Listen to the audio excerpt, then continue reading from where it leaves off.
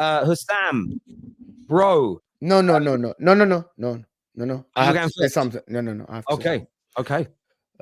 For the Liverpool fans attacking Mo Salah on the timeline everywhere, I'm here to say one thing. Just remember who stuck by your club when you needed him, when he was offered generational wealth. In the summer, when he was offered generational wealth. The attacks on Twitter and on social media are disgusting on Mohamed Salah because he had an argument with Jurgen Klopp. Remember, he was offered generational wealth and he stuck by your club. While Jurgen Klopp, because he's tired, left the club and announced that he's leaving the club, right? Even when your first choice manager wasn't available, and the second choice manager wasn't available, for everybody that is attacking Mohamed Salah is disgusting for everything he did for your club. That's all I'm here to say, to be honest, because a lot of people are they are like sending insults and all the stuff because he argued with Jurgen Klopp. Remember who stuck by your club and who didn't. That's all I'm gonna say. I agree with Mo, by the way, on terms of Mo Salah. I've been defending Mo for the last month.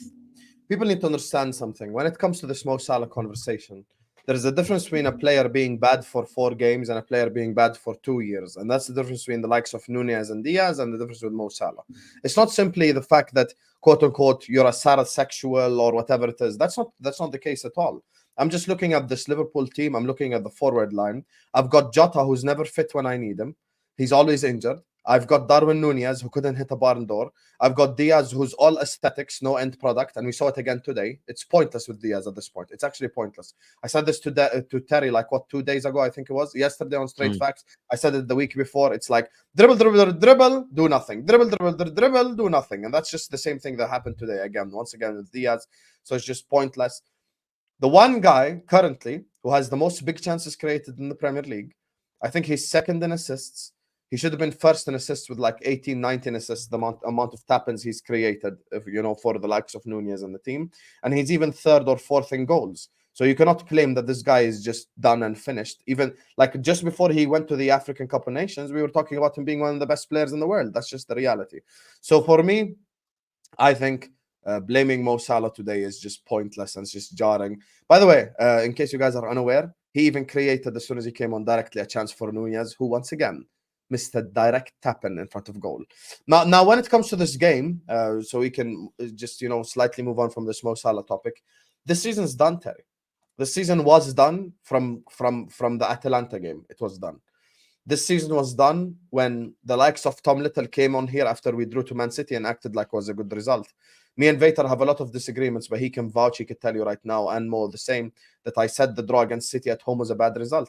The draw away at United was a bad result. The loss at home to Palace was a bad result. Ever since then, the season's been done. The season did not end today. The season ended long ago. That's when the season ended, because people need to understand, in a title race against Manchester City and Arsenal in this case, you essentially need to be flawless, and at the same time, you need to give yourself some form of margin of error. At this point in time, Liverpool Football Club did not give themselves any margin of error. We literally used up all our losses, used up all our draws in the worst time of the season to use them up. And today's game, for me, I think the only player who I can give some form of credit to is Gravenberch. And I said this on my watch along earlier on. I said, if McAllister is having a bad game, then the season is just fully finished. There's actually no point of even speaking about it. The one guy that's been the signing of the season, just performing at an elite, almost world-class level this season, in the 6 and the 8, cooking, all of that stuff. Now even he isn't performing. Tells me all I need to know in terms of this team. I don't think we bottled it, because I never said Arsenal bottled it last season. I said the reason why Arsenal didn't win the league is the Saliba injury. So I don't think we bottled it either. Being 5 points ahead with 18 games left or 16 games left, and City having a game in hand is not quote unquote bottling it. This was a close title race all year long. Mo Salah's goals. Can I stop you there for a second, Sam? Yes. I get that in terms of the Premier League. Would you say, though, that you've sort of bottled the end of your season? Because you've literally collapsed out of 3 tournaments in the space of 3.5 weeks, which I feel like if any other team did that, and by the way, you were up against an awful Man United team that you should have beaten, you are superior to Atalanta. So I think when you couple it with your Europa League and FA Cup exit, you could look at that as well. You want to call it bottle, because for me, you've dominated the game. It's worse than bottle. You just couldn't deliver. It's collapse. It's even worse than bottle. Bottling would be a small term to to describe what happened, this season. This is a collapse, Terry. It's not just a bottle. Can I ask you something 100 before you continue, Hussam? Is it Yeah. related to the announcements of? Because I think the timeline. We have to look at the timeline. You remember me and you spoke on back when he announced that he's leaving. This is all the timeline matches that Zabi Alonso announcement, and then the Amarim news. I don't think the cannot be announcement played a role. it's not. It cannot be a coincidence.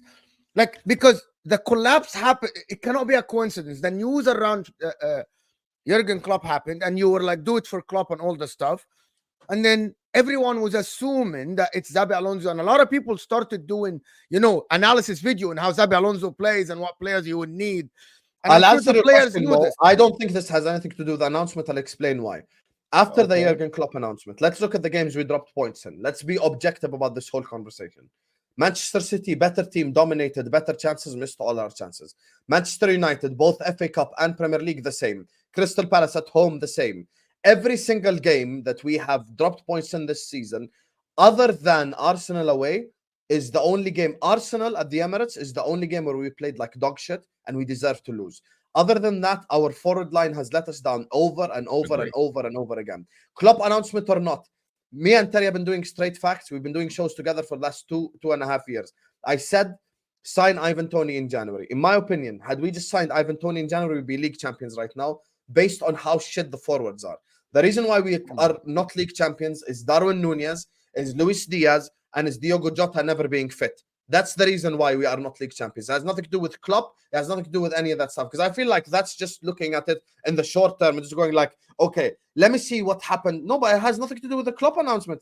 Our forwards are just missing gilt-edged opportunities right in front of the goal. I agree with Sam. I think what we have seen is Diaz and Núñez in a title race, and this tells me they're not good enough. This tells me when the going gets, because the team has still played well enough in the majority of these games have dropped points in the last month to win the football matches. It's just been missing these gilt-edged chances. Yep. And I don't think it's got anything to do with the Klopp announcement. It's just been poor finishing. I know they've conceded a lot of goals early, but they've done that for the past 2 seasons and they were in the title race. I think Liverpool fans have got to wake up and smell the coffee. Darwin Núñez, Luis Diaz, these guys are nowhere near the standard that they need, and they need to look for better, more clinical players who can handle that pressure in title races in the summer. I think that's where the improvement needs to come, personally. I just want to say one thing before Vater goes, because I know he's just going to say the prototypical, Hamza the North is ready. It's fine. I was there post Brighton. You get to come back post Liverpool. It's fine. I get it. But at least the referee didn't give us all the decisions today. Now, I'll just say this quickly. Let's look at the worst result on paper this whole year. The loss at home to Crystal Palace and the draw away to Luton. The loss at home to Crystal Palace, I don't think it's an exaggeration if I say we could have won that game 6-1. Curtis Jones 1-on-1, Diogo Jota tapping, Núñez tapping, Diaz tapping. I could go on with the list of chances. Luton away from home, most embarrassing draw away from home this whole season. Darwin Núñez misses a chance that all of us on the panel would score and my mother would score. That is what he misses. So I completely agree with Terry. How about we just take a step back and go like, Darwin Núñez and Luis Diaz are not good enough when the pressure hits. When the pressure hits Liverpool Football Club, they're not good enough. And by the way, people keep saying Mo Salah passed the ball. He's passed the ball over the last 4 or 5 games, and they've missed all the chances. Maybe that's why he doesn't pass. Have you ever thought of that as an example? But yeah, that's my thoughts on the game. Listen, our season's done anyway. This forward line not good enough. Michael Edwards has a big job on his hands. And now, Terry doesn't know this. I've announced this yesterday on my channel. I hereby announce I am slotting. I'm going to play their game. They want me to play their game. I'm playing their game 100%. You will never, ever hear me say the word slot out, because these people who support Liverpool Football Club, even if we appointed Footy Judge Mo as the Liverpool manager, they would have said, back him, get behind him, give him a chance. So I don't give a fuck anymore. I'm going to be slotting. Even if we lose the first 8 games in a row, don't score a single goal, you will never, ever hear me say the word slot out, because I'm going to play the Liverpool fans like a strings, just like all the people who do that on YouTube are now titling their videos the same way I titled my videos for the last 6-7 months. They're saying the same shit that I said in August, just 6-7 months later. So now I'm going to do that. You will never hear me say the word slot out, even if we're 15th. I've made Why that are you decision. losing it, Yaki? Why are you losing it, Yaki? Why are you I'm not losing? losing it. I'm not You losing are. it. Listen, You are Liverpool losing fans it, bro. want I'm me gonna to say, take a random Habibi, ball. Bro, this you is are beautiful. losing it, bro. You are Habibi, this losing is it, beautiful. This is beautiful, Habibi. bro. You collapse Give him under a chance, pressure. right? Terry, Hussam, remember, give him a chance with Nunez. Now it's give Hussam, him a chance you with Slot. I'm gonna collapse give him a under chance. pressure. We're gonna play their game. You're so rattled by the fans. You're so I'm not rattled by the rattled, fans. come You're on. so rattled that you lost your Not season. You're rattled, so Moyo, come rattled, on. bro. You're so rattled that you lost the Europa League where you literally thought it's in your pocket. When you collapsed against Man United because your manager was complacent and your player were complacent, you could have been in the FA Cup final today. And you just collapse. And I know why you're slotting because you don't want to oh my God, slot out, slot out, slot out. And then everybody's like, why Hussam is not a real fan? He doesn't support Exactly. Liverpool Football Club. Exactly. Why is Hussam against people? I know what is going on. I know this game. You played it before. Come on. It's not. Yeah. I'm playing know their that you game, don't like. Mo. I know that you No, don't no. like the appointment. I know that you're disappointed about the appointment. I know that you would like Klopp to stay one more year.